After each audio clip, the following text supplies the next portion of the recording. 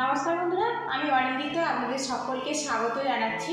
আজকে আমি সাবু আর গুঁড়োর দুধ দিয়ে অমৃত স্বাদের একটা রেসিপি আপনাদের সাথে শেয়ার করব। আমি কীভাবে বানাচ্ছি পুরো ভিডিওটি দেখার অনুরোধ রইল, আশা রাখছি ভালো লাগবে। আজকের রেসিপির জন্য এখানে আমি 3 মুঠো বড় দানার সাবু নিয়েছি দেখুন, আর এখানে রেখেছি 50 গ্রাম শুকনো দুধ। আপনারা চাইলে লিকুইড দুধ দিয়েও কিন্তু রেসিপিটা বানাতে পারেন। এখানে আমি 3 মুঠো সাবু নিয়েছি, এটা ভেজার পরে কিন্তু ডবল পরিমাণে হয়ে যাবে। আপনারা যদি সাবুর পরিমাণটা বাড়িয়ে দেন তাহলে দুধের পরিমাণটা বাড়িয়ে দেবেন। এখানে আমি একটা বোল নিয়েছি, বোলের মধ্যে সাবুদানাগুলো আমি নিয়ে নেব। এবারে এর মধ্যে জল দিয়ে 2 থেকে 3 বার ভালো করে ধুয়ে নেব।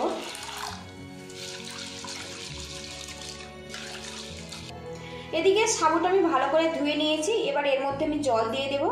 আর জলের পরিমাণটা সাবুর কানায় কানায় থাকবে সেই মতো জলটা দিতে হবে, খুব বেশি কিন্তু জল দেওয়া যাবে না। তো দেখুন সাবুর কানায় কানায় আছে সেই মতো আমি জল দিয়েছি। আর বন্ধুরা একটু খেয়াল রাখতে হবে সাবু ভেজার পরে সাবুর মধ্যে কোনো রকম জল না থাকে। এবার একটা পাত্র দিয়ে ঢেকে রাখবো আধা ঘন্টার জন্য। এদিকে আধা ঘন্টা হয়ে গেছে, আমি ঢাকনাটা খুলে নেব।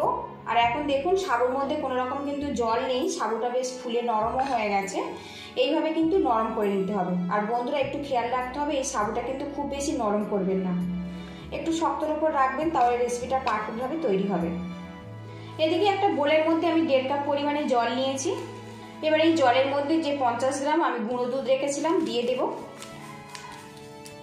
এবার এই জলের সাথে দুধটা ভালো করে গুলে নেব। আর এখানে কিন্তু আমি নর্মাল জল ব্যবহার করেছি, আপনারা চাইলে উষ্ণ গরম জল দিয়ে দুধটা গুলিয়ে নিতে পারেন। আর এই গুঁড়ো দুধটা অল্প জল দিয়ে মোটা করে একটু গুলে নেবেন, তাহলে রেসিপিটা কিন্তু খুব ঝটপট রেডি হয়ে যাবে।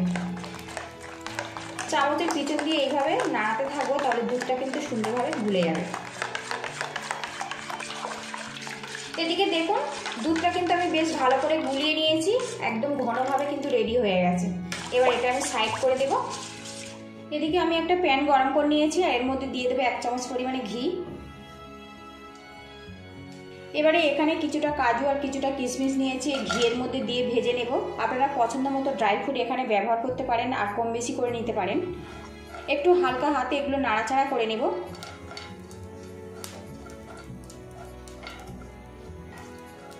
এদিকে দেখুন কাজু আর কিশমিশটা কিন্তু আমি ভেজে নিয়েছি, এবার এটা আমি তুলে নেব।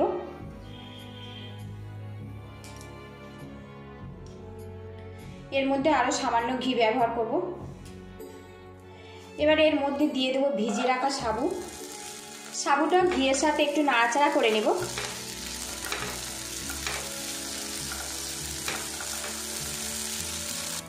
বেশ কিছুক্ষণ সাবুটা আমি নাড়াচাড়া করে নিয়েছি।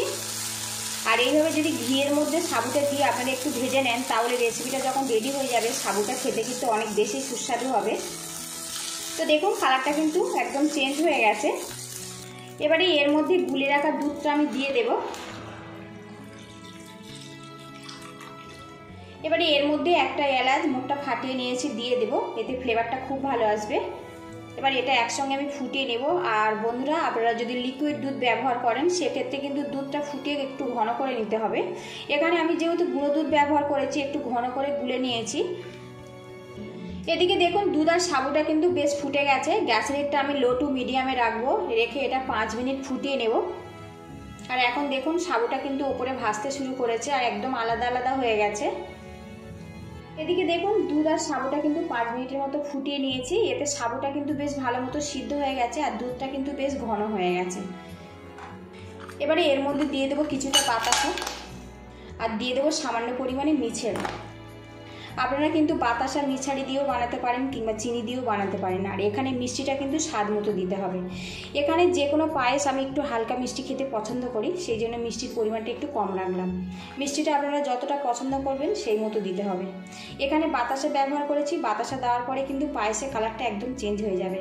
আর বন্ধুরা আজকের এই রেসিপিটার নাম হচ্ছে সাবুর পায়েস। এই পায়েসটা কিন্তু ছোট থেকে বড় সবার জন্য অনেক বেশি স্বাস্থ্যকর।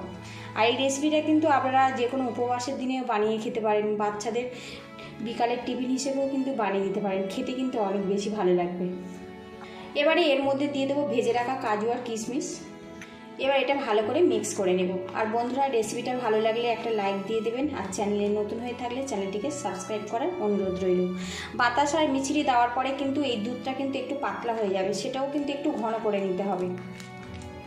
এদিকে দেখুন বাতাসা আর মিচড়ি দেওয়ার পরে আরও 2 মিনিট আমি ফুটিয়ে নিয়েছি। এতে আমার সাবুর পায়েসটা কিন্তু পারফেক্টভাবে রেডি হয়ে গেছে। আর এখন দেখুন পায়েসের ঘনত্ব।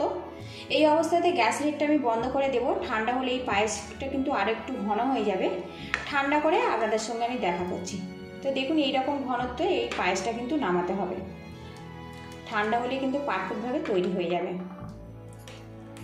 এদিকে দেখুন বন্ধুরা, একদম দুর্দান্ত স্বাদের সাবুর পায়েস পুরোপুরি কমপ্লিট হয়ে গেছে। আর এখন ঠান্ডা হওয়ার পরে ঘনত্বটা দেখুন, এইরকম অবস্থাতে বানিয়ে নিতে হবে, তবে কিন্তু খেতে অমৃতের মতো লাগবে।